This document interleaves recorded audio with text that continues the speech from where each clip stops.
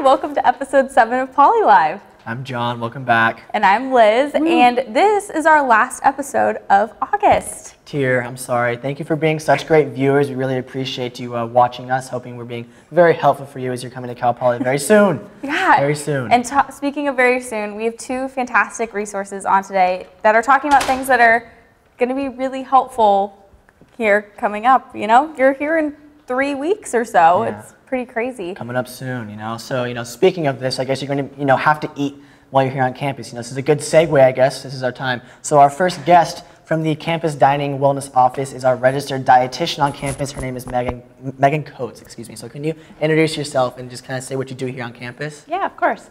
Hi, everyone. Thanks for having me. My name is Megan Coates. I'm the dietitian for Campus Dining. I joined Campus Dining just last September, so I've only been here for about a year. And I'm doing a lot all around campus. I'm sure I'll talk to you about it as we go on, but again, thanks for having me. Yeah, of course. Well, you know, what topics does the Campus Dining Wellness Office cover? So my role as a dietitian, I have a lot of tasks that I am assigned to. First and foremost, I work with students with dietary restrictions, whether that's allergies or intolerances, celiac disease, diabetes, really anything that would inhibit a student from eating just normally around campus or in life. I work with them one-on-one often and just help them navigate the options and just show them what we can do at Campus Dining for them. And I work with them quite frequently. I'm emailing and calling them just to make sure that they're eating healthfully and eating safely, which is really important. I also work with the executive chefs and the operations managers around campus for all the dining locations, trying to bring in new products, new options for students, and really just listening to students and seeing what they want on campus. And then I also supervise a few nutrition students that work directly under me that are wonderful. And they're just fantastic resources for students, and they do all the nutrition analysis that we provide for students, staff, faculty, anyone with all of our campus food. Wow, so she's really here for you. So any questions you have, just go to her. But where is your office located? I guess that they have questions. Good question. You need to find me. So my office is in the atrium of 19 Metro. It says Campus Dining Wellness Office. You can't miss it. If you're a prior student, it is where the customer service office used to be, / Polycard office, but it's not there anymore. So it's my office. So you're more than welcome to stop by. I'm in and out a lot, so it's easiest to email me. Well, we already have some viewer questions. I know food is a really important topic for students coming in. Lauren asks, is it true that there's going to be a new restaurant for salads on campus in the fall? Good question. I won't reveal too much, but yes, there is a few really cool options coming to campus, one including a salad restaurant on campus. It will be right next to Chow, which is the pizza Italian restaurant, but it will be right next door, but I won't reveal too much. The poster says that it's going to be the ultimate salad experience. It's pretty, really exciting. It's amazing. Yeah, it's really nice. Sounds healthy and delicious. Another great question from Anna, or Anna, I'm sorry if I pronounce it wrong. Are there places that provide a vegan menu?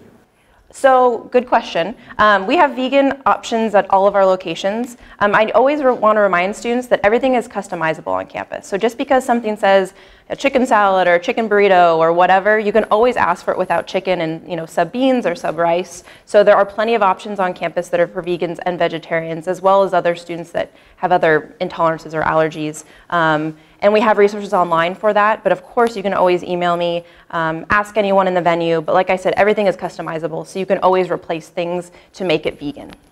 Oh, wow, that's awesome. And you talked about emailing you. Is that the best way for a student to make an appointment with you? Because I am in and out a lot of times at the different venues and meetings, I prefer email. If you go to our Cal Poly Dining website and you click on nutrition, there's pretty much my page is right there with my information, and then it says a little button that says click here to talk to the RD. the registered dietitian, and you click on that link and it goes directly to my email. And since there's just one of me, that's why I prefer to set up an appointment as opposed to just dropping in. But of course, if you see me, you're more than welcome to come and talk to me.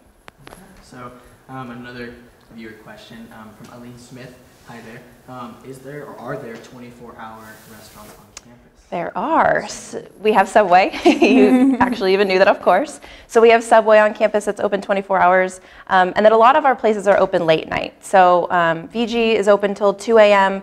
And a few other locations are also open till midnight. A lot of our locations are open later than earlier in the morning because that's when students are awake and studying and out and about.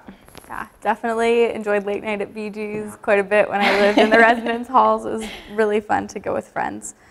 So we've talked about making an appointment, but what would a student do in an appointment with you? It really depends on what you're looking for. Like I said, a lot of times I work with students with restrictions and intolerances, so they're coming to me with questions about how to eat safely on campus. So I'm sitting down with them one-on-one.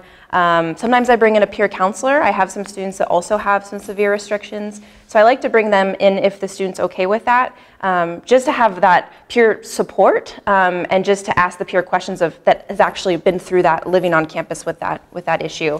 So I sit down, ask them how long they've had the issue, ask them, what's their typical dietary patterns at home, and then we kind of go from there. It really just depends on what the student's needs are. They really kind of take the appointment to wherever they need to go. And then, of course, I can, tell them the resources we have available and kind of just go from there. So it really just depends on what the student's needs are. Well, another viewer question. Anna again, hi there. GMO-free menus, question mark? Good question.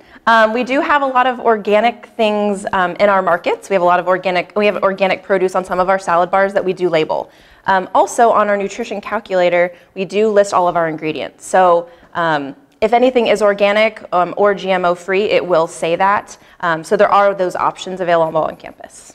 You mentioned the nutrition calculator. Can you explain that a little bit more? Of course. So the nutrition calculator is actually designed by a second-year computer science major. So really a learn by doing experience for him. It took him about 6 months to create this calculator, from basically scratch. And what it is, it's on our nutrition page on our website, and anyone can go to the website and it will list all the foods that we offer for campus dining.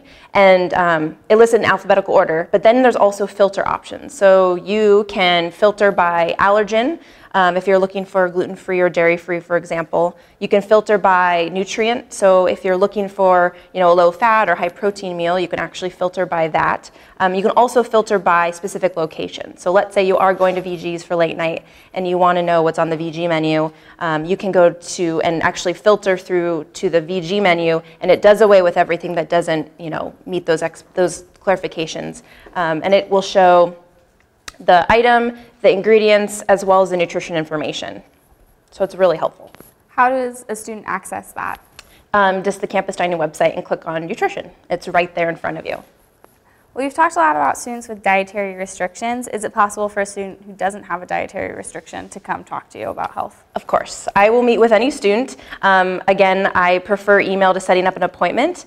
And then depending on their need, if I can't necessarily meet their needs, I'll for sure direct them to the right people. I primarily work with students that are first-year students, whether they are vegan, vegetarian, just want to eat healthy in general on campus. But I may tap into other resources on campus as well, just to make sure that I'm really making sure I'm answering your questions.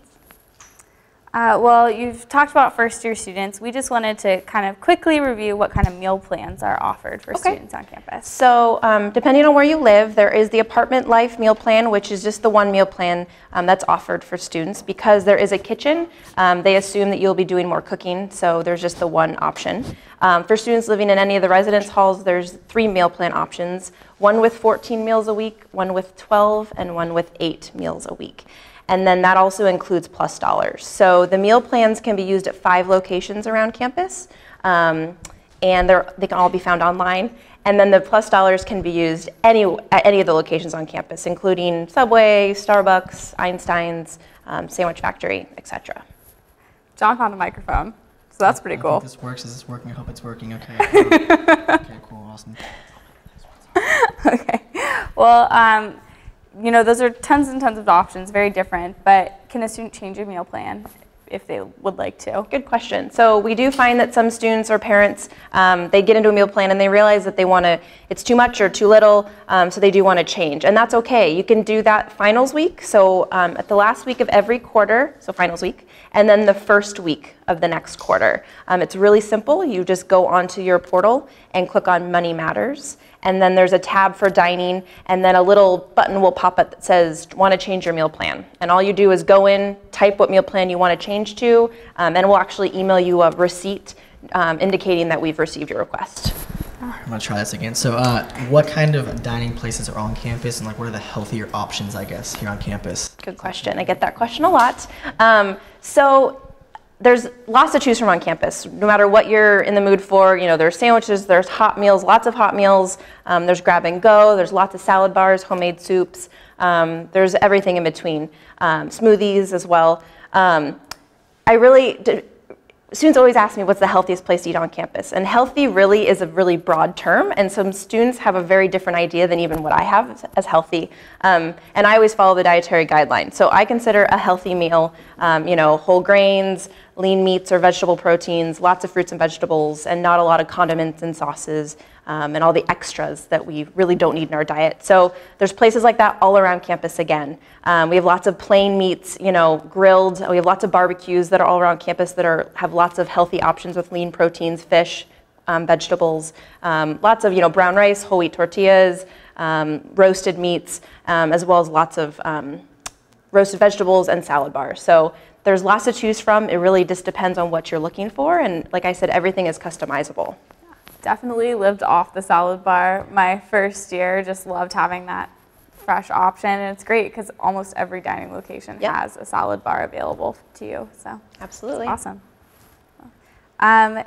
Well, you've kind of gone over this, but do you have any general tips for a student who wants to eat healthy and eat right on campus? My biggest tip for freshmen is definitely, coming in with the open mind, just not only to the whole dining and college experience. This is a very different way of living and eating. You're not used to eating this way, so just be mindful of that, and be adventurous. Think outside the box a little bit. Mix and match things from different areas of the dining locations, and always remember it's customizable. The nutrition calculator, if you're looking at that to plan your meals, it is a tool. If a burrito does have sour cream and guacamole, that doesn't mean that you have to have that as part of your meal. So of course you can always ask for that on the side, or just to exclude that altogether. So definitely just put a smile on your face, ask politely, and they're more than happy to substitute with whatever item you want. Well, what is the best way to find out more information about your office and what you do? Best way to reach me or learn any information is by visiting the Campus Dining website. And I do actually have a blog that I'm really pushing out this year that's part of the Cal Poly Dining website. I'll have a lot of updates with Campus Dining, but it's really just a wellness blog too for students and staff and faculty, talking about overall wellness, talking about hikes around SLO, ways to get active, the farmer's market, easy things to cook in your dorm and in your apartment. So it's not just a Campus Dining blog, it's really just about health and wellness and just being the best you. Oh, that's awesome. Definitely going to read that. I hope so. Moral of the story is if you want to eat healthy and be healthy here on campus, it's easy to do. Like any questions, just send them over here, her way, reach her by email, make an appointment. Just don't worry, no hesitation, just go for it. I guess we're on our most important question right now. Drum roll. So if you had 24 hours left in SLO, what would you do? There's a lot here. I just moved here from Seattle about a year ago. So this is pretty much the most beautiful area on the West Coast as far as I'm concerned. Of course, everyone says that my favorite place is Avila Beach. My mom's lived there for 10 years, so I've been visiting forever. I am of age, so I love going to Edna Valley to go to the wineries. It's one of my favorite things to do, and then biking out in Edna Valley as well. Hanging out downtown, going shopping. There's great little shops. Lots of great places to grab an appetizer and kind of appetizer hop, if you will, throughout downtown, and grab different foods from each place just to get just to have fun with your friends, talk, and it's always beautiful here, so we're always outside. There's definitely a lot of fun stuff to do on that list. Well, thank you so much, Megan. I didn't know we had all of these amazing options on campus, so welcome, first of all, to Cal Poly, and thank you for coming on our show. Next, we have Sam's Corner, and he actually put together a little list of his favorite dining options on campus. So I hope you enjoy those. Who's hungry? On this episode of Sam's Corner, I am going to share with you my favorite spots to grab a bite to eat on campus. Wait, before you go, have you ever tried to eat a clock? It's really time-consuming. My favorite place to grab breakfast on campus can be found in Polycanyon Village, which houses a Jamba Juice and an Einstein Brothers bagels to suit all of your smoothie and bagel needs.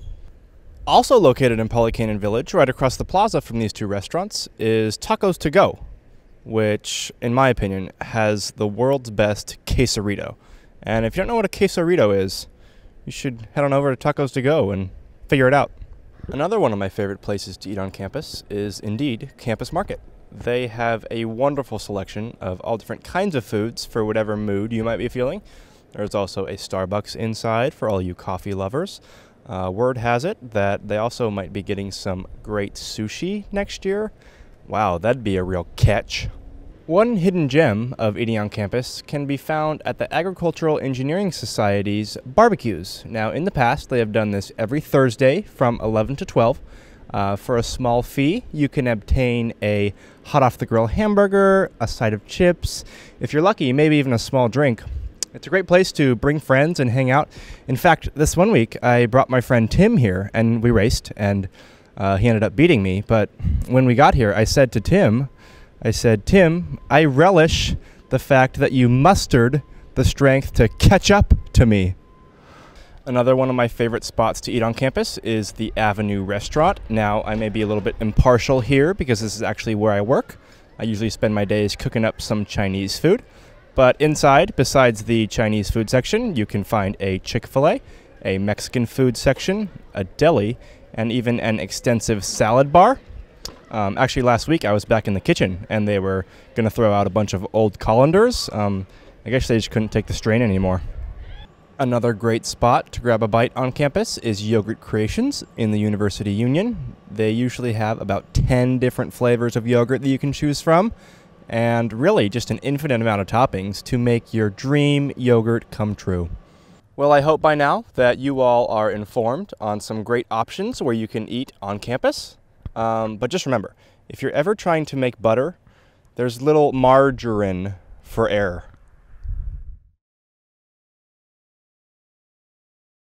All of the puns. So funny. So many puns. Honey. Good job, Sam. He's so clever. I love that guy. Well, next we have a resource that is not geared towards our incoming students, but instead their incoming supporters. So we have Melody Klemin and Tessa Stevens from Parent and Family Programs joining us. If you attended SOAR, you probably recognize them. They were around a lot. So would you mind introducing yourselves for us? Sure. My name is Tessa Stevens. I am the Director for Parent and Family Programs and Commencement. And my name is Melody Klemin, and I'm the Parent and Family Programs Coordinator. And we're actually both Cal Poly double alums. Yes, we are. Double.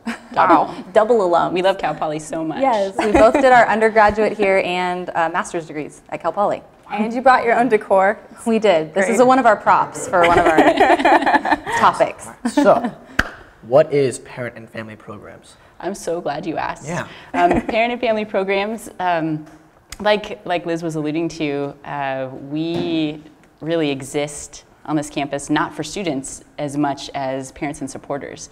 And so our mission is really threefold. Number one, we facilitate communication between and among parents in the university.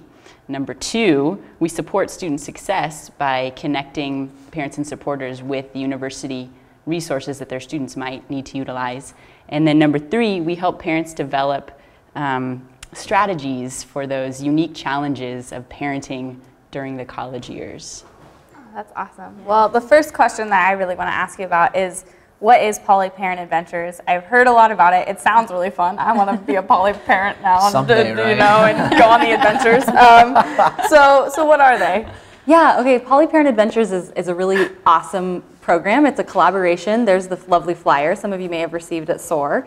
It's a great partnership that we have with Visit San Luis Obispo County, and it's a program for Cal Poly parents to take advantage of all of the resources in their new home away from home, which is San Luis Obispo County, especially those parents and supporters and family members who may not have visited San Luis Obispo before or really explored.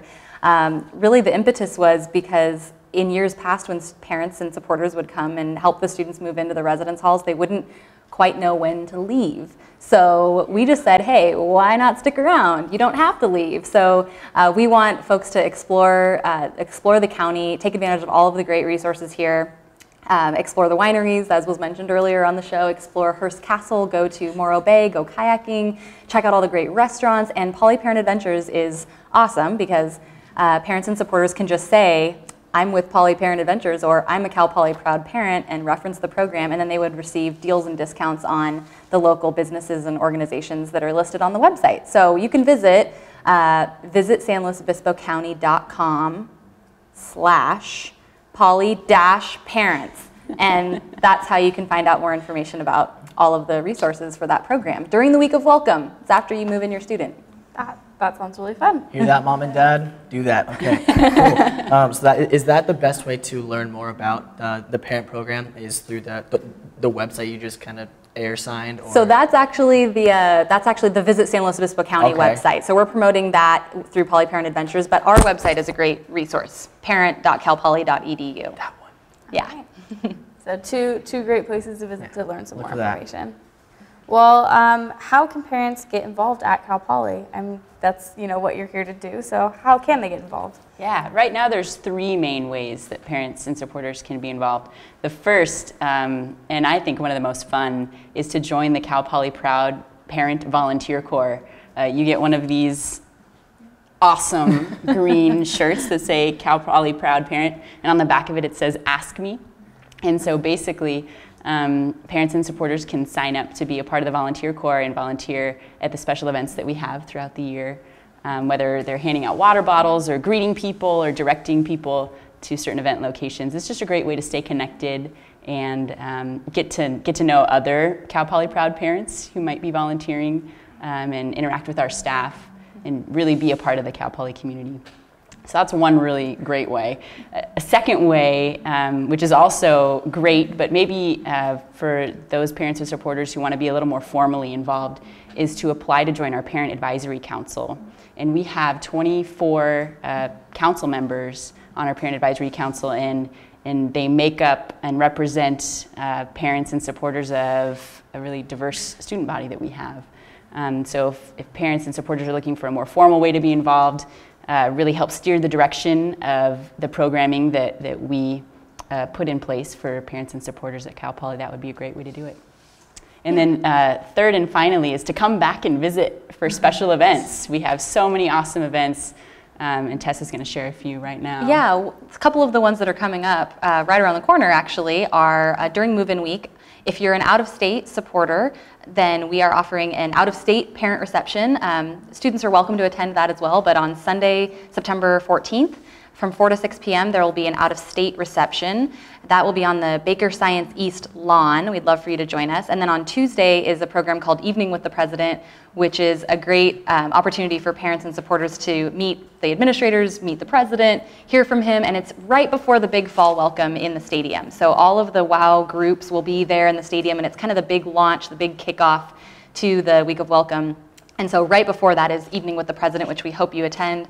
And then Parent and Family Weekend is October 24th and 25th. It's a very intentional time that the university has established about 6 weeks after move-in for parents to come back to stay engaged and see what the students are working on. They kind of have nested a little bit and got their roots in the ground, so it's a great time to come back and see what they're working on in the academic colleges and take advantage of all of the great athletic and performing arts events that are happening that weekend. And then of course there's homecoming and there's open house in the spring, so there's just a ton of events all throughout the year that we hope you come back to participate in. So I've heard about this contact a parent feature on your website. Could you kind of elaborate more on that? Yeah, sure. Goes my notes. The feature is so awesome that it created a. Oh, was that my answer? No. So contact a parent on our website. There's a tab right at the top, and it says contact a parent, and basically it links to the contact information of our parent advisory council members, their bios, and also their email address. So if you, as a parent or supporter, have a question, you just want to hear from someone maybe who is in your same area, like geographical area, or they also have a student in a certain department or college, or even some other similar interests that parents have, volunteer work or whatever, they can connect with the parent advisory council members there and email them anytime.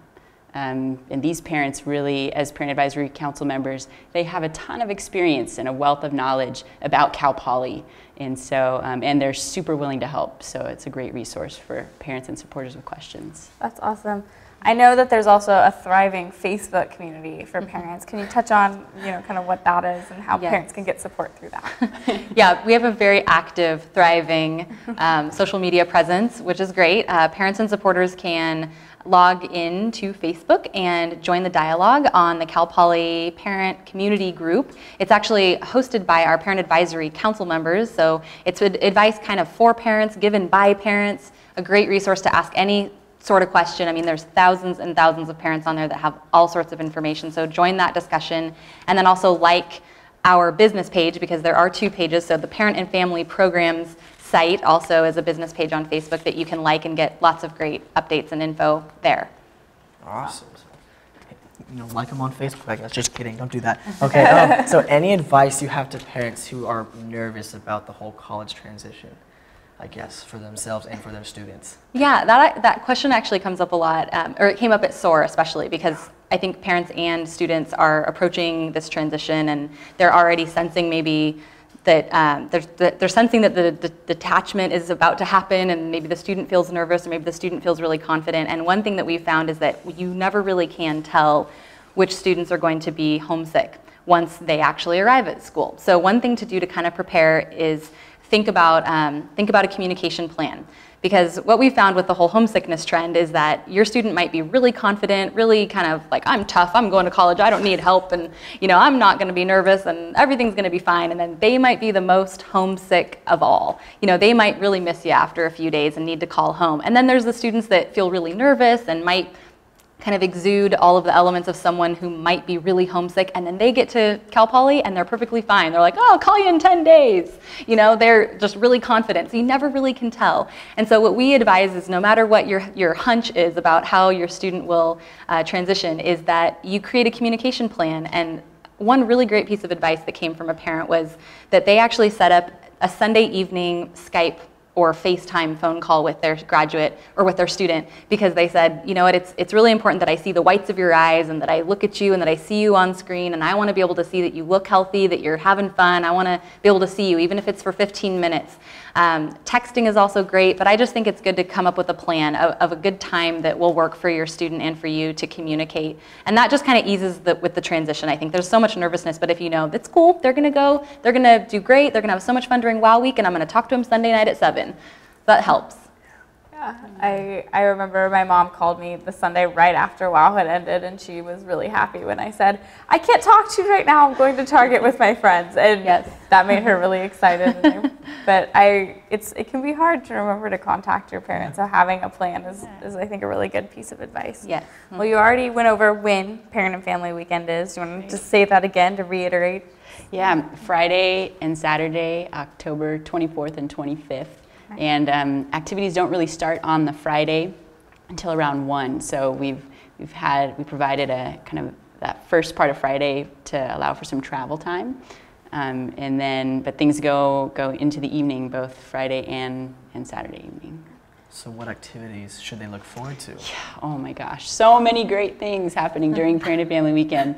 It really is it's a great time, and the event is really structured around learn by doing. So it's really the time where parents and supporters and other family members can come and really see physically in a department or a college what their students are learning and are going to be learning throughout their college experience here. So there's tons of faculty and staff meet and greets, student demonstrations, presentations, lots of hands-on activities, and then there's also the fun elements outside of the academic colleges and departments where the music department has their ensemble showcase every year at the Performing Arts Center, amazing concert that they put on. A new element this year on Friday evening, there'll be a float-in movie at the Recreation Center Leisure Pool. So float-in movie and barbecue, that'll be a really fun new element.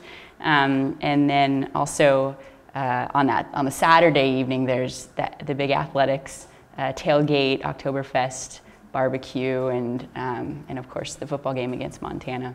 So lots of great things to look forward to. Yeah, my parents came when I was a freshman for Parent and Family Weekend, and that tailgate and that game was just so fun, and it was, I think, a really good moment for us just to kind of reconnect after a little while and see each other again, and it was a lot of fun. So how do parents and supporters sign up to attend this awesome event? Yeah, actually stay tuned because there will be a registration link emailed to the parents, and it'll be up on our website, and there'll be a lot of different avenues that we disseminate the registration link, and you'll hear a lot about it, but it will open up, is it early September? Early September. Early September. Yeah. We don't know the exact date, but it'll be open for a good amount of time, and it'll close about a week before Parent and Family Weekend, so we get an accurate head count. So stay tuned and register early. And get excited too. I'm excited for that. So we've definitely heard a lot of information about the parent and family and supporter programs, I guess. Where is a good place for supporters to kind of look it up or find more information about your programs? Yeah. Well, they can definitely call me anytime. Call Mel. My phone number is the program phone number, so 805-756-6700. But when in doubt, just visit our website, parent.calpoly.edu. Yeah, tons of resources on there for parents and supporters. Yeah. Thank you. Good answer. So the best way to contact your office and stay connected, I'm assuming, is Call Mel. Call Mel. But you can call either of us. But our website too, but we're here for you. That's anytime. You can call us with a question. We have a lot of resources on campus. We're really well networked, so if you just don't know where to call or where to go, just give us a ring and we'll route you to the right place. We're happy to help.